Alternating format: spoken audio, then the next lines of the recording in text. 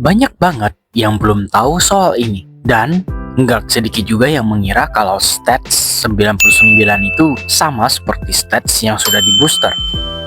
Banyak yang bilang kalau ini sebenarnya nggak ngaruh ke gameplay. Benarkah begitu? Sebelum kita memulai, saya ingin meminta maaf terlebih dahulu, karena topik ini sebenarnya sudah beberapa kali di request sama teman-teman subscriber, tapi baru sempat saya bahas sekarang.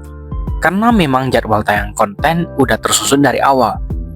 Dan sekarang waktunya kita membahas tuntas mengenai apakah stats lebih dari 999 itu cuma angka doang atau justru punya efek yang nyata di game.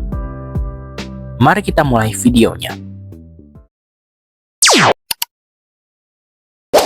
Sebelum adanya booster atau manajer booster diperkenalkan, stats pemain di eFootball atau Pro Evolution Soccer itu dulunya mentok di angka 99. Contohnya, misalkan Messi mempunyai dribble 97, bila dipasangkan dengan manajer yang afiliasinya 88, ya udah, Messi memiliki dribble 99.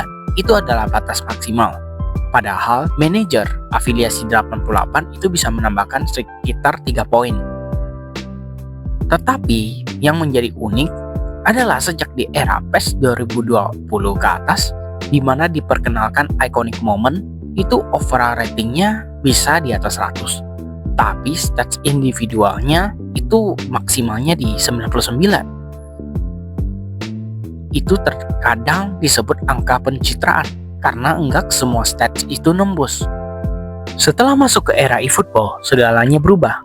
Dengan hadirnya booster pemain dan manajer, satu stats itu bisa menembus angka 100 bahkan 100 lebih.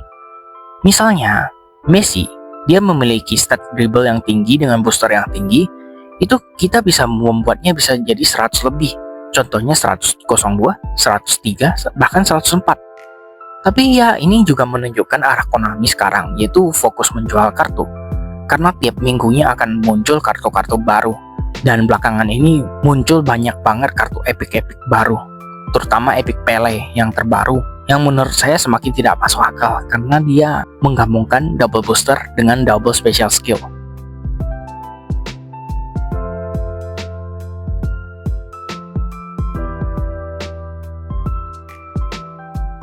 Tapi bagaimana dengan free user?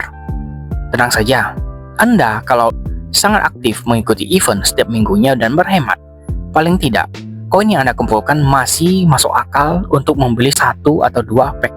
Jadi masih aman untuk membangun tim solid tanpa top up.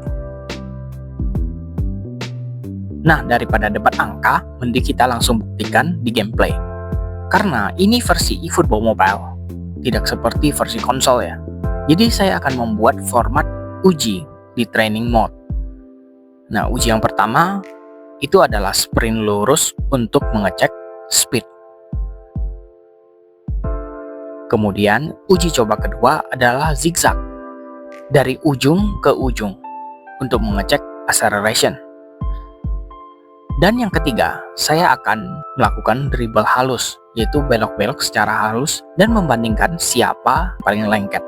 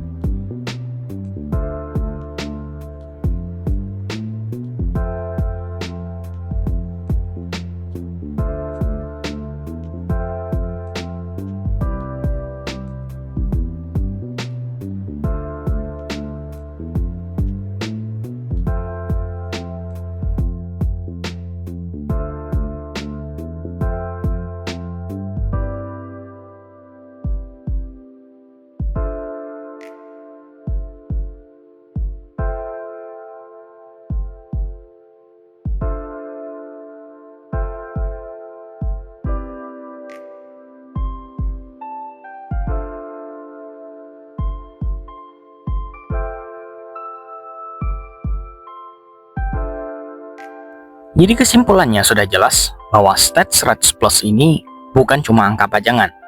Speed, acceleration, dribble, itu makin tinggi kelihatan efeknya. Tapi perlu diingat, stats seperti offensive awareness dan defensive awareness yang off the ball itu nggak terasa efeknya. Tetapi kalau yang on the ball, contoh lain misalnya tackling ataupun stat score, itu cukup berpengaruh. Saya mengambil contoh misalnya Phil Foden Blitzcaller yang versi whole player. Itu saya dapatkan dengan gacha cuma 2 kali dan cukup beruntungnya. Stats rata-ratanya di angka 90-an memang. Bahkan ada yang 80-an. Contohnya adalah bagian curl ya. Curl-nya itu padahal dibutuhkan oleh Blitzcaller, tapi curl-nya itu sangat rendah. Tetapi ketika kita pemasangnya di manajer yang terafiliasi 88 atau double booster misalnya, ditambah dengan single booster miliknya, itu bisa tembus di angka 103. Mengapa hal ini terjadi? Jawabannya karena overall rating itu bukan rata-rata stats semua yang ditampilkan, tapi dihitung berdasarkan stats kunci sesuai porsi. Whole player kayak Phil Foden itu dihitung misalkan dari dribble, passing, speed, acceleration, dan balance. Kalau stats penting itu tinggi, meskipun stats lain biasa saja, tetap bisa tembus overall 100 plus. Kurang lebih seperti itu. Tapi, menurut saya, jangan terpaku semua stats harus 100. Asalkan stats kuncinya kena, ratingnya tetap up. Dan saya ini bukan penggemar overall rating yang tinggi. Bila bisa dikorbankan sedikit, maka saya akan mengorbankan sedikit untuk stats lain yang lebih penting. Oke, sekarang pertanyaan terakhir. Apakah pemain hasil gacha ini selalu lebih bagus dibandingkan epic gratisan? Jawabannya tidak selalu, tergantung dari pilot. Nah, epic gratisan ini dari event kadang juga bagus banget. Misalnya Batistuta. Itu dia punya skill yang lengkap, statsnya seimbang, gaya mainnya juga pas. Tapi ada juga yang biasa saja, atau bahkan skill poinnya terlalu nanggung. Dan dari situlah banyak yang bingung, apakah harus gacha atau enggak? Karena sekarang kartu epic yang dibilang premium itu memiliki skill spesial. Contohnya Phenomenal Pass, atau Phenomenal Finishing, Visionary Pass, dan sebagainya. Itu yang membuat banyak orang, termasuk saya, itu mulai malas. Konami ini suka mendaur ulang kartu lama. Contohnya saja misalnya, satu pemain legend atau epic itu bisa dikeluarkan berkali-kali, tapi dengan versi yang berbeda. Contohnya, gaya mainnya yang berbeda, atau boosternya yang berbeda. Itu sering loh dikeluarkan oleh Konami apabila Anda benar-benar memperhatikannya. Apalagi di minggu-minggu sekarang atau di bulan-bulan sekarang menuju ke eFootball 2026. Ini Konami benar-benar mencari dana segar. Ini yang membuat banyak user dan termasuk saya lebih sadar lagi dan lebih selektif lagi dalam melakukan gacha. Tapi kalau Anda benar-benar ingin gacha, itu silahkan. Itu hak Anda. Anggap saja membayar mahal untuk mendapatkan pemain yang premium. Tapi buat user yang hemat atau free player, saran saya lebih baik menabung koin untuk membeli manager, baik itu double booster maupun double gaya main, karena itu lebih penting di in-game. Atau membeli epic, atau membeli pack yang sudah jelas isi 11 pemain, ada satu yang bagus dan mendapatkan pelatih. Itu terkadang dikeluarkan oleh Konami, Anda boleh beli karena itu bisa banget membantu Anda dalam build up. Dan satu hal lagi, nggak semua kartu itu layak Anda kejar. Kalau misalkan statsnya standar, skillnya udah punya, gaya mainnya mungkin sama dengan pemain lain di tim Anda, skip saja. Hemat koin Anda. Karena kalau suatu hari, misalkan Konami mengeluarkan kartu yang langka banget, misalnya Cristiano Ronaldo, double booster versi epic, yang statsnya itu sangat tinggi, dan skillnya lengkap, jujur, kalian pasti akan rela mengeluarkan uang untuk gacha. Jadi kesimpulannya, gacha itu seperti ibarat membeli daging premium yang full. Membeli pack, itu membeli premium, tapi versi paket hematnya. Untuk free player, itu masih bisa kok. Asalkan kita itu rajin dan cermat.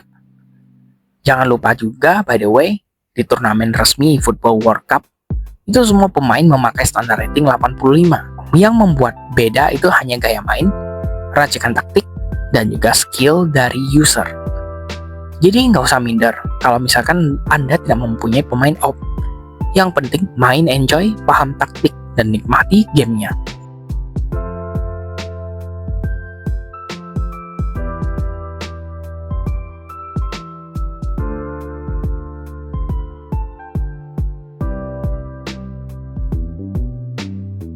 Jadi kesimpulannya, stats 99 ini bukan batas akhir.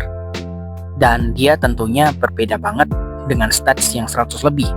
Itu ngaruh ke permainan atau ngaruh ke gameplay. Tapi, mau itu 99 maupun 100 plus, yang paling penting itu adalah skill bermain kita. Dan juga gaya main kita seperti apa. Apakah cocok dengan pemain ini? Dan apabila Anda memang ingin gacha, membeli pack, ataupun main gratis, silakan. Yang penting pahami kebutuhan dan gaya main Anda sekali lagi. Kalau Anda menyukai video ini, jangan lupa untuk like, komentar, dan subscribe. Ingat selalu untuk bermain santai, enjoy, dan have fun. Thanks for watching. See you on the next video.